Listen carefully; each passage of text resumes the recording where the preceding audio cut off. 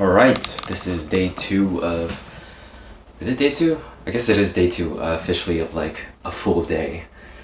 Day zero doesn't really count since I just arrived.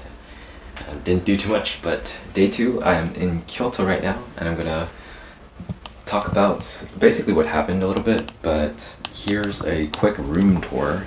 I am at a share house in Kyoto, and I won't exactly say where at the moment.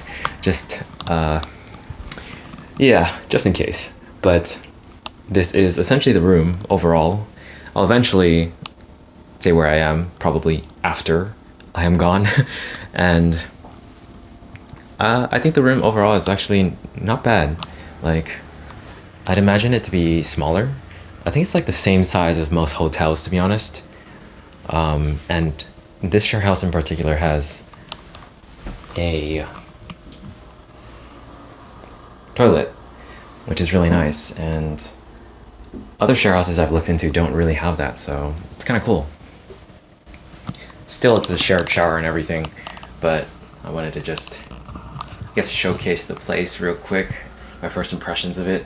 Number one, I guess, another thing, not number one, but I can definitely hear cars outside, which is a little annoying, but it's 7 p.m. right now, so it's not like I'm sleeping anytime soon.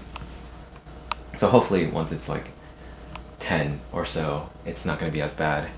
But let's go ahead and put this down and do a quick reflection on yesterday and maybe some of today, actually.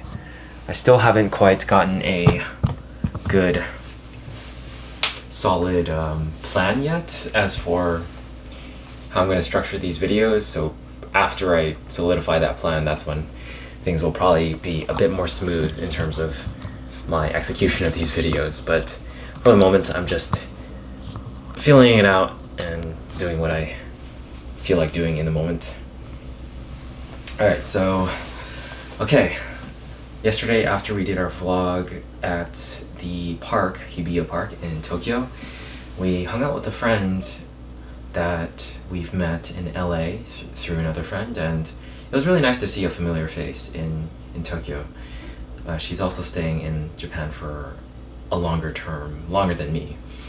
So both of us got to just talk about our feelings regarding that.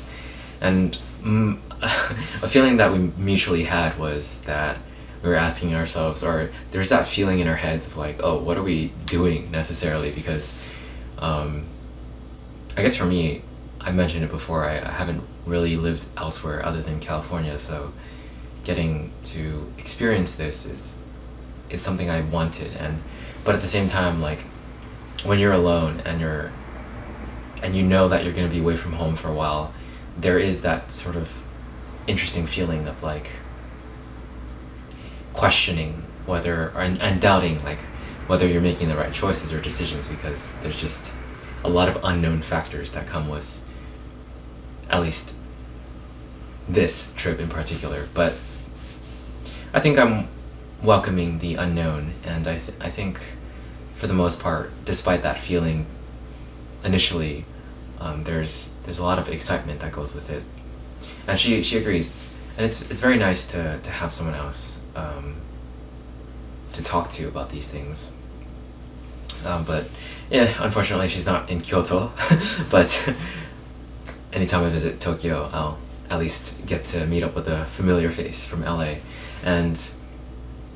But now that I'm in Kyoto, well, we just basically hung out around Shibuya, and then afterwards I took the Shinkansen to Kyoto at night. Surprisingly, or maybe not surprisingly, the operations at night seem to run smoothly. Like, I don't know why in my head I thought I needed to rush when it was like 7 p.m.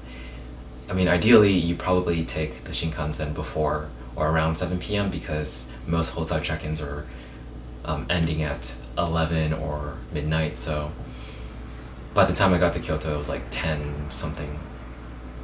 But I definitely was like slightly panicked, even though I didn't need to be, because this time around I didn't buy a JR pass. A JR pass is like,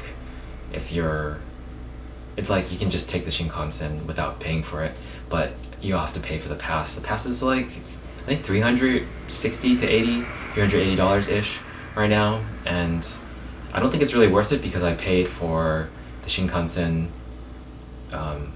standalone just going to Kyoto, and that was about $95 at the moment. So it would make no sense at all to get a JR pass, even if I wanted to visit Tokyo and come back. That's still like cheaper than buying a JR pass. So if you're intending on just going to Kyoto and then going back to Tokyo, it's way cheaper to just do that than to buy a JR pass. It's not worth it. So that's something I realized, and also like the process of buying a Shinkansen ticket, because I've never done it before since I always used a JR pass in the past. You just go to the counter and basically ask them for the ticket and buy it. Don't use the machine because the machine is like kind of confusing. I used the machine initially and then tried to get in with just whatever I bought through the machine, and it didn't work. So that was kind of embarrassing. But yeah, that was something I learned. And then today so far was a really fun day. I got to meet some potential classmates. We took the placement test today. I don't think I did that well, to be honest. But hopefully I think there's different tiers. So there's like the beginner class, and then the next level up. It's still somewhat beginner class, but it's more like pre-intermediate, and then there's intermediate and then more advanced afterwards. So we'll see what happens, and I get the results later. But it was nice afterwards. All the students basically just crowded around the entrance area, and the English-speaking students sort of all gathered up, and we just talked and exchanged lines. I've never actually used Line before, so I had to download it. But it was cool to meet new people and just sort of meet new people again in a different environment and get to connect with them, basically. We walked around a lot. Some of us did, some of us didn't. But it's a process of like